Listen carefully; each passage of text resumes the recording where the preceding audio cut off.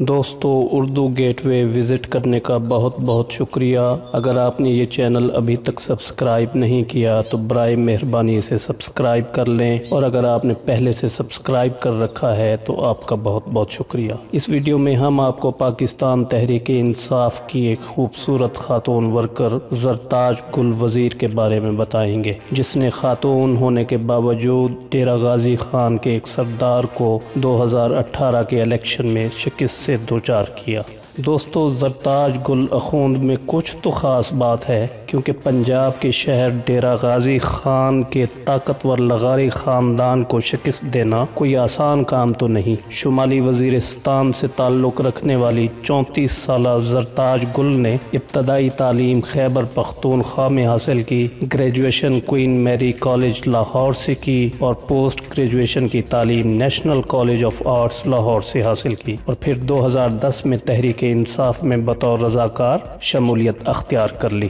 شادی کے بعد وہ اور ان کے شوہر ہمایوں اخوند عمران خان کے ویژن کے حامی ہو گئے۔ انہوں نے پہلی مرتبہ 2013 میں ڈی جی خان سے مسلم لیگ نون کے حافظ عبدالکریم کے مقابلے میں الیکشن لڑا، تاہم وہ صرف 38,643 ووٹ لے کر الیکشن ہار گئیں، جبکہ حافظ عبدالکریم نے 49,230 ووٹ حاصل کیے۔ 2018 کے انتخابات میں عمران خان نے قومی اور صوبائی اسمبلیوں سے 42 خواتین کو الیکشن لڑنے کا موقع فراہم کیا۔ زرتاج گل انہی میں سے ایک تھیں، تاہم اس مرتبہ وہ جیت کے لیے پہلے سے بھی زیادہ پرعزم تھیں۔ 25 جولائی 2018 کو قومی اسمبلی کی نشست NA 191 ڈیرہ غازی خان سے زرتاج گل نون لیگ کے سردار اویس خان لغاری کے مقابلے میں 25,000 زائد ووٹ لے کر فاتح قرار پائیں۔ زرتاج گل نے 79,817 ووٹ حاصل کیے، جبکہ سردار اویس خان لغاری 54,548 ووٹ حاصل کر سکے۔ اس فتح کی متاثر کن بات یہ ہے کہ سابق وفاقی وزیر توانائی اویس خان لغاری اس حلقے سے 3 مرتبہ کامیاب رہ چکے تھے۔ ان کے والد فاروق لغاری صدر پاکستان تھے اور وہ بھی اسی حلقہ سے الیکشن میں کامیاب ہوتے رہے۔ زرتاج گل کو ابتدا ہی سے اندازہ تھا کہ اس حلقے سے ان کے لیے کامیابی حاصل کرنا آسان نہیں ہوگا، جو مختلف قبیلوں کے درمیان بٹا ہوا ہے۔ اس کے علاوہ ایک عورت کا ایک ایسے حلقے سے الیکشن لڑنا جہاں پر گھروں سے عورتوں کے باہر نکلنے پر پابندیاں عائد ہوں، تعلیم کے دروازے بند ہوں، اور سب سے بڑھ کر قبائلی معاشرے میں ایک قبیلے کے سردار کے خلاف کامیابی حاصل کرنا نہایت حیران کن امر ہے۔ 1970 میں اس حلقہ سے جماعت اسلامی کے ڈاکٹر نذیر احمد کامیاب ہوئے تھے، تاہم